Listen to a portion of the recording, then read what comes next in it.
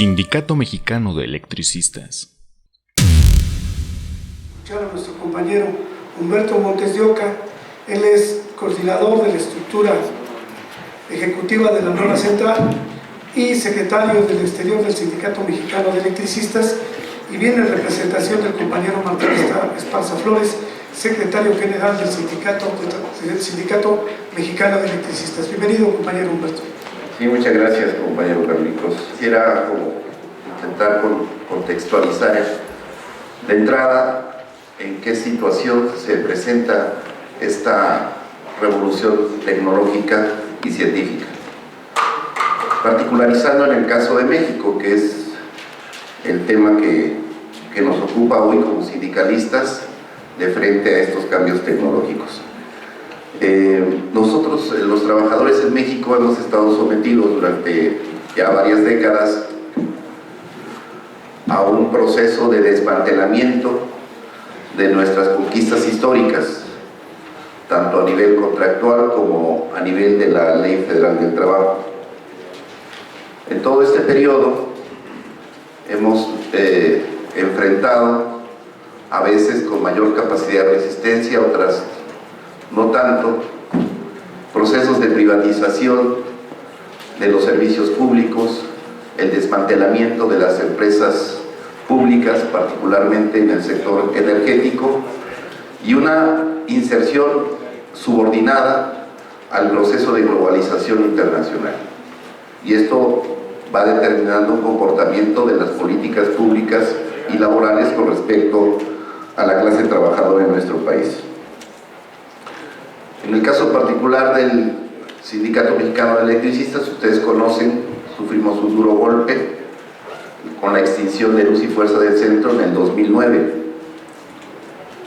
Ese golpe detonó una serie de acontecimientos en contra de la clase trabajadora. Inmediatamente después, en el 2010, viene el golpe a Mexicana de Aviación, y en el 2012 Felipe Calderón, antes de concluir su mandato, promovió la reforma laboral que le dio un marco jurídico legal a lo que ya se venía practicando desde muchos años atrás en este proceso de desindicalización, de ruptura con la contratación colectiva, terciarización y contratación individual por la vía del outsourcing.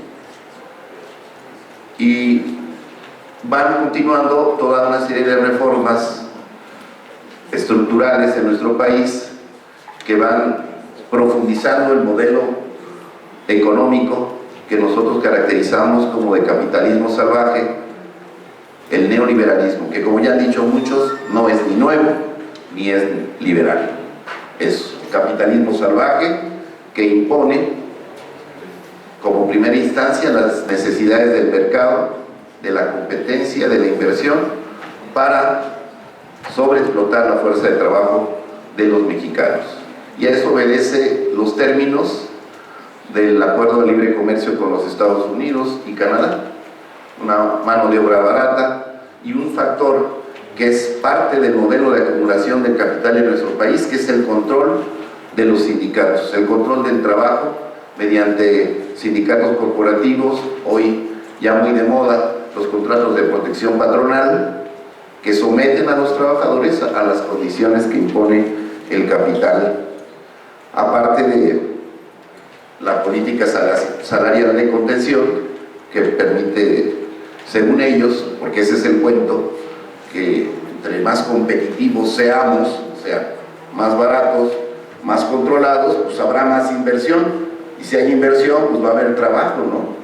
Y el trabajo que conocemos hoy, predominante en nuestro país, es el trabajo precario, el trabajo sin derechos sociales, sin prestaciones económicas, sin derecho a la antigüedad, sin derecho a la contratación colectiva y la imposición de una carga de trabajo, una jornada de trabajo totalmente opresiva.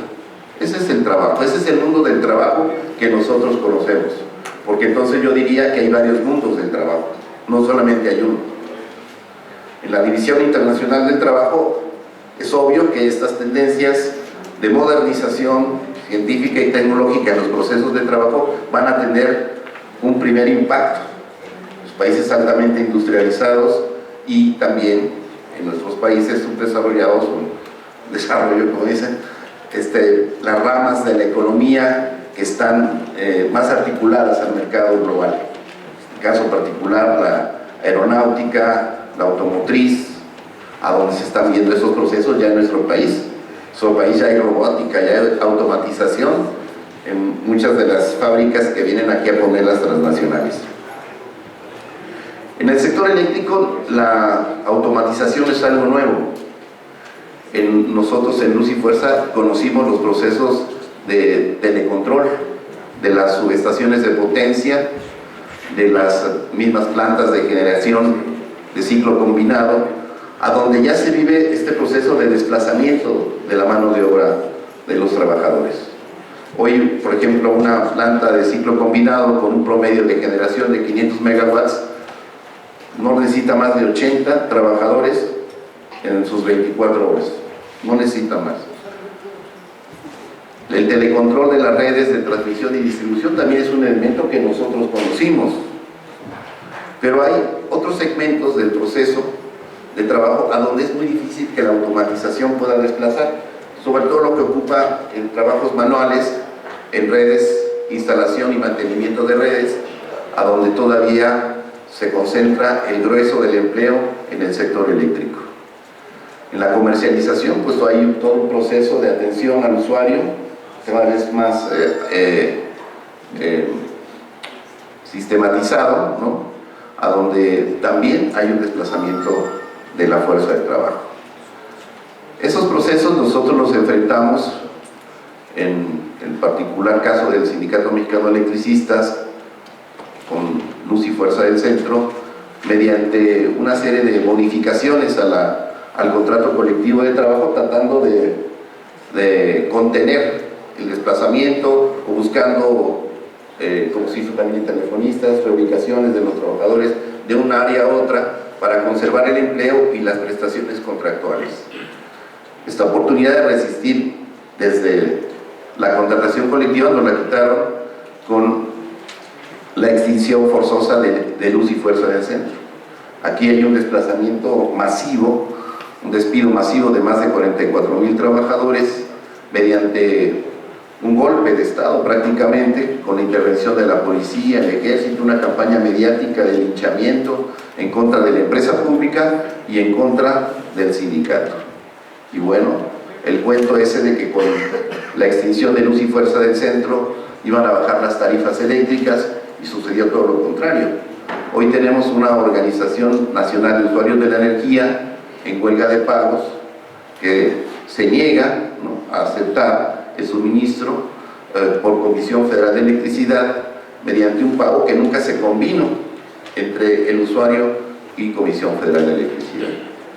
Las tarifas van a seguir subiendo porque ahora se va a imponer los precios internacionales, al igual que en el caso de la gasolina, se van a cobrar más impuestos, y esto, bueno, pues es una consecuencia a la privatización del sector eléctrico y el desplazamiento o aniquilamiento de las empresas públicas. La articulación al mercado global que se expresa en todas estas reformas estructurales, los procesos de privatización, nos ha hecho perder soberanía energética, soberanía alimentaria. Estamos en una situación de desmantelamiento de la planta productiva, y el caso de Petróleos Mexicanos es verdaderamente espantoso, ¿no? ¿Cómo es posible que nosotros vendamos el 80% de nuestra producción de petróleo crudo a los Estados Unidos y le compremos el 50% de nuestras gasolinas refinadas, ¿no?, en Estados Unidos? Esto habla de toda una complicidad de los regímenes neoliberales en sus sucesivas expresiones de partidos que se alternan, que van imponiendo este modelo económico. Nosotros pensamos que el modelo económico es realmente el causante de todos estos procesos, y realmente a donde tenemos que apuntar los sindicatos, la sociedad, en esta búsqueda de recuperar nuestra soberanía es apuntar al cambio de régimen, porque sin el cambio de régimen no se puede apuntalar un proceso de recuperación de los derechos sociales, de la soberanía nacional y también de contención al despojo. Ese es un elemento que tenemos que considerar. Para los trabajadores, el despojo está en el aniquilamiento de nuestros contratos colectivos, en la imposición de reformas laborales regresivas. Para los pueblos indígenas, las comunidades indígenas y campesinas, está en el despojo de sus recursos o de los bienes comunes que se viene diciendo, a donde también se están saqueando los recursos por parte de las empresas transnacionales. De ahí que nosotros pensemos que el sindicalismo tiene que asumir un carácter más social. Yo estoy muy de acuerdo con lo que dice el secretario Hernández Juárez en cuanto a que nosotros tenemos que impulsar la lucha, apoyándonos efectivamente en las alianzas internacionales que nosotros agradecemos. En el caso particular del ESME han servido de mucho para poder alcanzar algunos acuerdos con el gobierno para la reinserción laboral de los trabajadores. Pero el proceso no puede caminar solo, tiene que estar impulsado por el sindicalismo democrático y efectivamente tenemos que buscar la coyuntura para relanzar esta lucha por la libertad sindical, que es el meollo del modelo de acumulación en nuestro país. Mientras no haya sindicatos con capacidad de resistir al capital, pues nosotros vamos a estar subordinados en el marco de la imposición de los acuerdos de libre comercio e inversión, a donde aparecemos como de tercera categoría, con bajos salarios y bajo un control sindical. Lo que está pasando ahorita en Europa, ya pasó en América Latina, en Europa es al revés, como el mundo al revés, ¿no? Ahora en Europa están desmantelando el Estado benefactor y hay una serie de reformas laborales que se quieren imponer, hay huelgas en Francia en defensa de los derechos laborales. En nuestro país prácticamente han aniquilado lo que pudimos avanzar en un periodo, estamos en una línea de resistencia. Esta reforma que se impulsó por el sindicalismo democrático en la idea de poder abrir un espacio de apertura para el sindicalismo democrático y se quiere cancelar con esta reglamentación de la ley, a donde se nos quiere cerrar todas las posibilidades de que el sindicalismo democrático independiente pueda evolucionar, pueda crecer, pueda expandirse en nuestro país.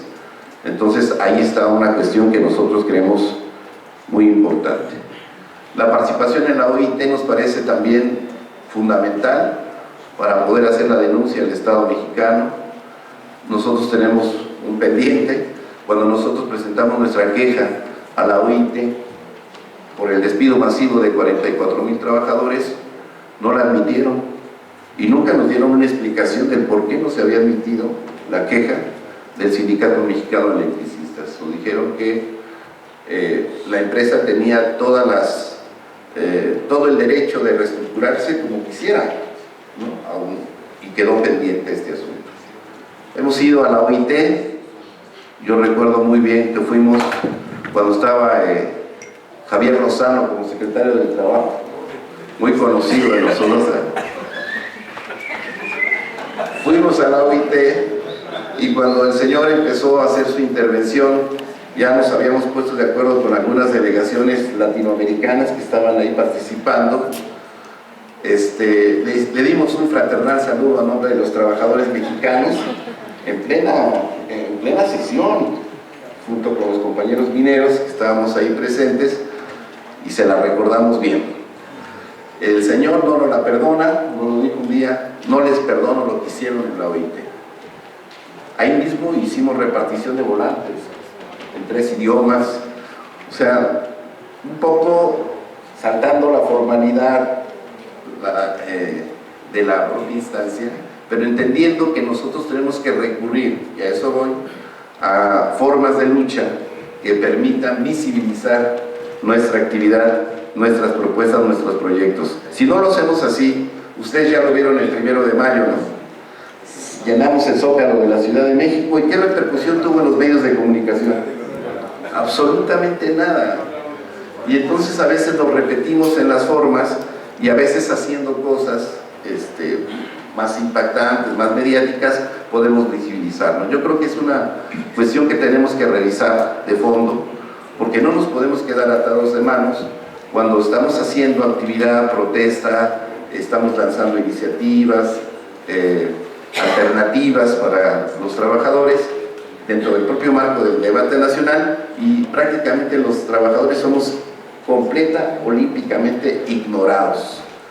Y quizá nosotros también tengamos responsabilidad, porque no hemos sabido cómo pasar a acciones, y yo no estoy hablando de acciones así, de que vamos a incendiar, no, sino acciones que permitan visibilizar nuestra lucha y que permitan presentarnos ante otros trabajadores como alternativa. Recordemos que el neoliberalismo desplaza, excluye del trabajo formal a millones de trabajadores. El 60% de la población económicamente activa en México está en el trabajo informal.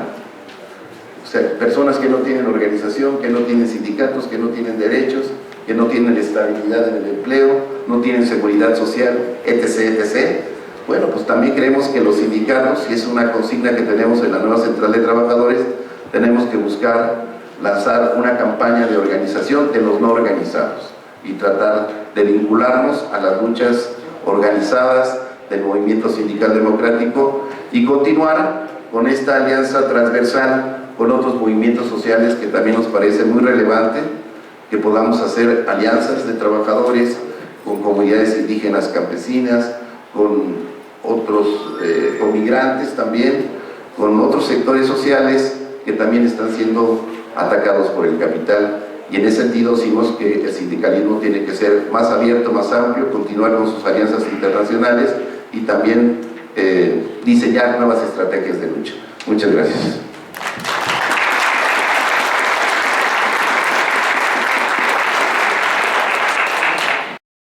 Y bueno, lo que hay que buscar es implementar nuevas políticas públicas, que sería, digamos, la única forma de poner un hasta aquí al capital en términos de regulación.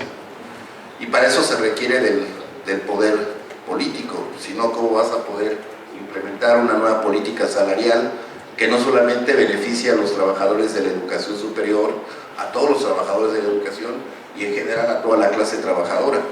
Tendríamos que partir de ahí, de resolver el problema de fondo. Y obvio, nosotros no dejamos de aspirar a sepultar al capital, ¿no? Que sería una salida todavía mejor, pero para eso se requiere de un proceso y tenemos que ir acumulando fuerzas, experiencias, reponernos de esa fatal caída del socialismo realmente existente, que sí generó una situación internacional muy favorable a la globalización, a la implantación del neoliberalismo, porque ya no encontraron contrapesos, ¿no?, que impidieran avanzar como han avanzado en los últimos años. Entonces nos parece muy importante que tenemos que diseñar estrategias de articulación de clase, primero. Y creo que este foro es consecuencia de ello, porque este foro se acordó en una reunión de este encuentro de dirigentes, ¿no?, para pensar de otra manera, más allá de la problemática específica que sufren los telefonistas con este ataque a su contrato colectivo, a su fuente de trabajo, más allá de los incumplimientos del gobierno federal con el Sindicato Mexicano de Electricistas, es decir, ir diseñando estrategias de clase, ¿no?, que nos permitan articular un movimiento fuerte del sindicalismo democrático, y creo que eso es lo que tenemos que profundizar. Quizá podamos decir no es nuevo, pero de contenido sí puede ser nuevo, ¿no?, en la pretensión de poder alcanzar un mayor grado de resistencia a esta ofensiva que estamos viviendo. Y por otro lado, también nos parece importante incursionar en el tema de la economía social y solidaria, que es una de las consecuencias que advertíamos en la exposición, el tema de que ya no hay trabajo formal. De cada 10 trabajadores mexicanos, 6 están en la informalidad, con todas las características del trabajo precario, ¿no?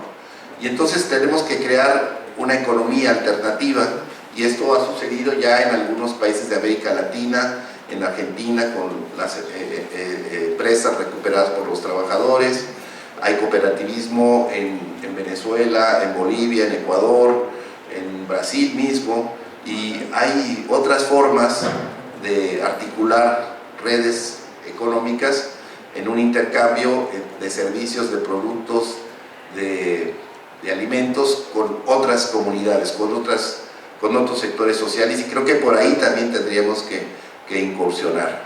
Desde luego, en el caso particular, nosotros estamos construyendo una cooperativa en esta difícil transición del trabajo asalariado al trabajo autogestivo.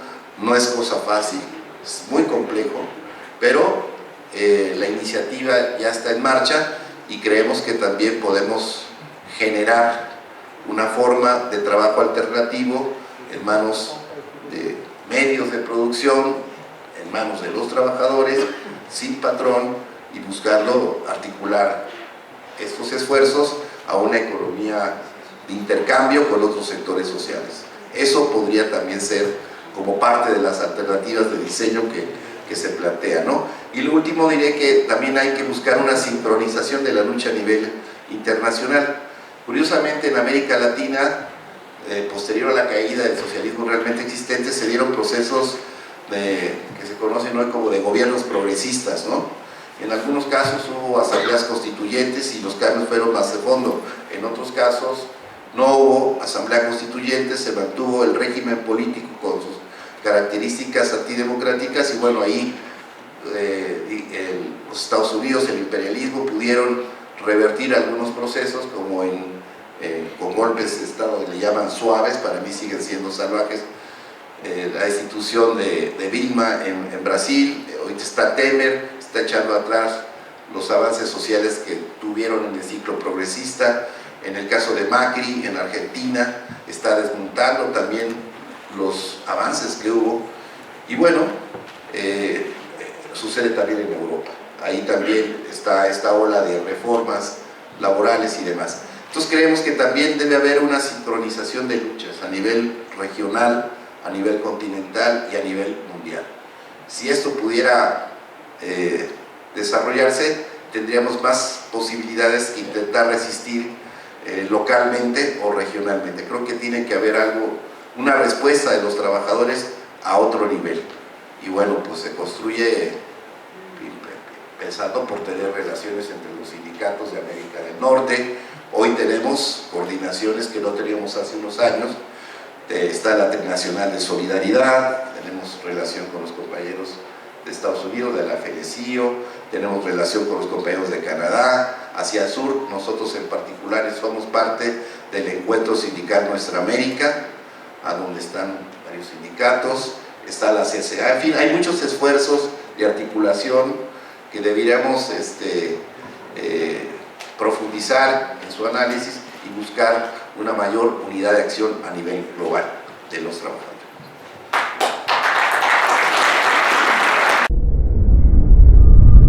Radio SME, rompiendo barreras de información. Haz historia, siendo parte de ella. Sigue nuestra transmisión.